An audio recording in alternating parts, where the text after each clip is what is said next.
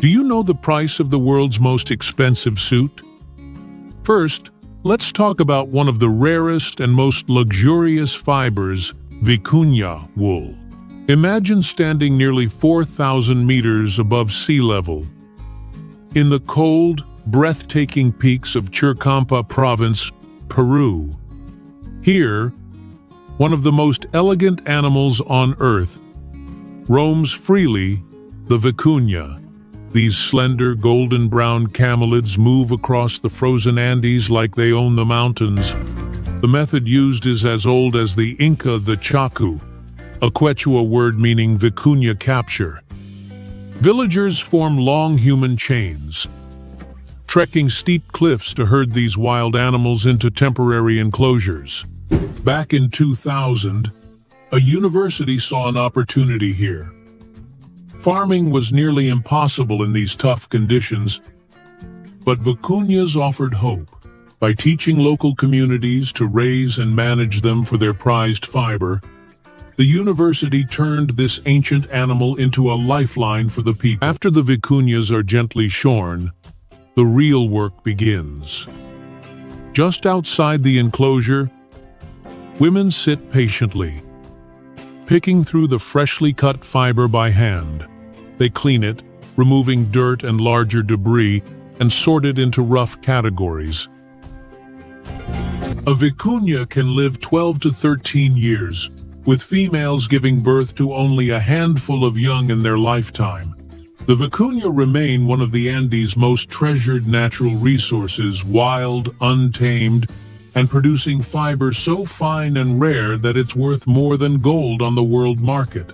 Once fully cleaned and sorted, the fiber is graded. The very finest strands are reserved for luxury textiles, the kind used in suits and scarves that can cost thousands of dollars. Because of its rarity, softness, and incredible warmth, vicuña fiber is often called the gold of the Andes, and it truly earns that name. The fiber is then sent to specialized workshops, where skilled workers carry out a painstaking process called deserdado. Here, every strand is carefully combed and separated. The coarse outer hairs are removed, leaving only the softest, finest fibers. This step can take hours, but it's what makes vicuña fiber so special. Their coats also tell different stories.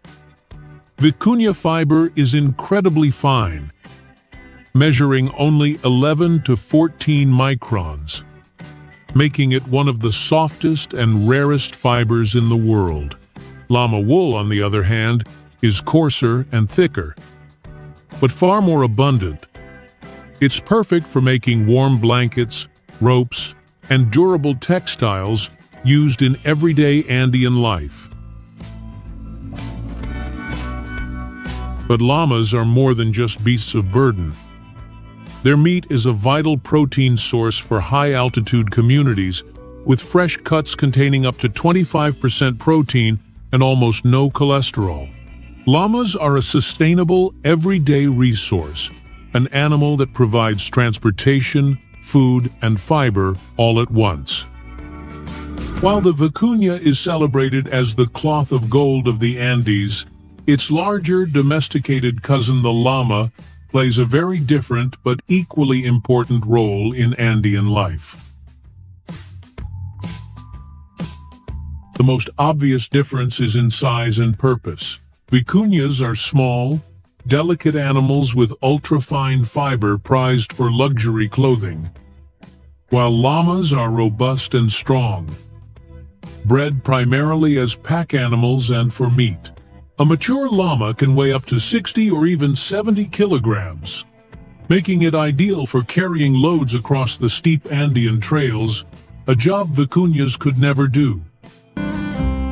There are two main species used in foie gras production around the world: the Mullard duck and the Landaise goose. These birds have a unique physiological trait, the natural ability to store fat in their liver to prepare for long migratory flights. Farmers take advantage of this instinct, but under strict nutritional Contrary to what many people might imagine, ducklings are not allowed to roam freely right after hatching. During the first few weeks of life, they are extremely sensitive to temperature, humidity, and environmental conditions.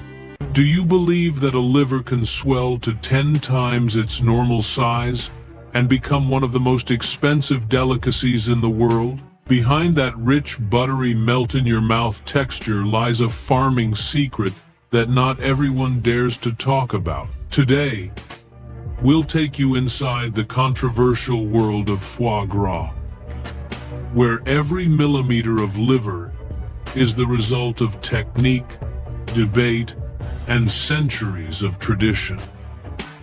This early stage is very important. It helps their bones and digestion develop properly, so that later on, their bodies can handle the special feeding process safely and without problems. The final stage, when the geese enter the gavage, force-feeding phase, is when the housing conditions change significantly.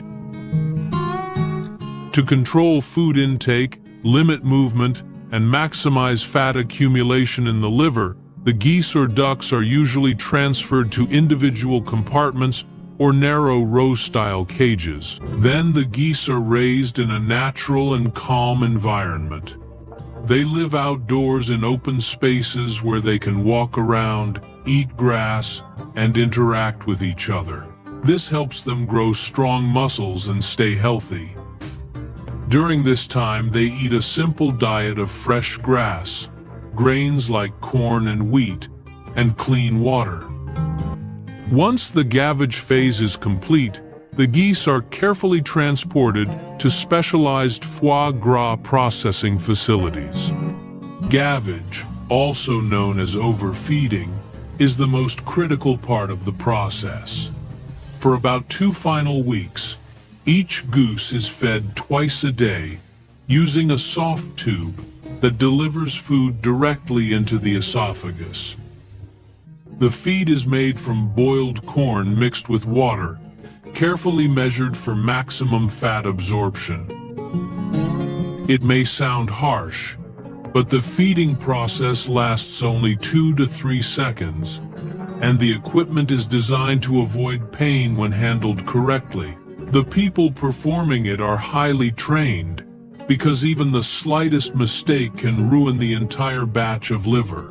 In just about 15 days, a goose's liver grows from 120 grams to 600 grams, about 5 to 6 times its normal size. Across many states in the United States, free-range turkey farming is increasingly gaining attention.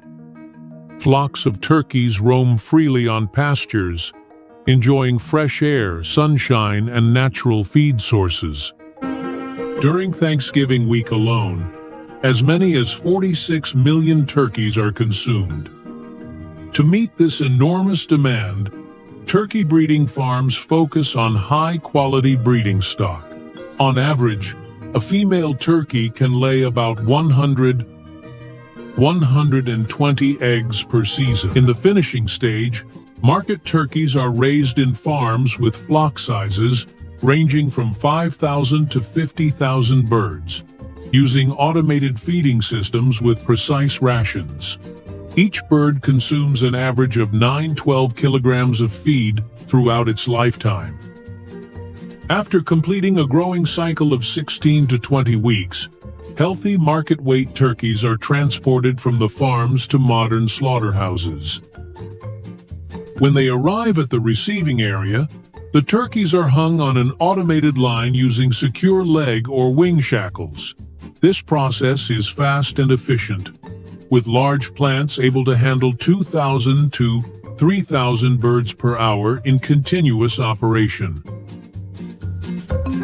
Inside the plant, the processing line is optimally designed, combining precise mechanical equipment with smart control systems, from stunning, bleeding, and scalding to feather removal and part separation.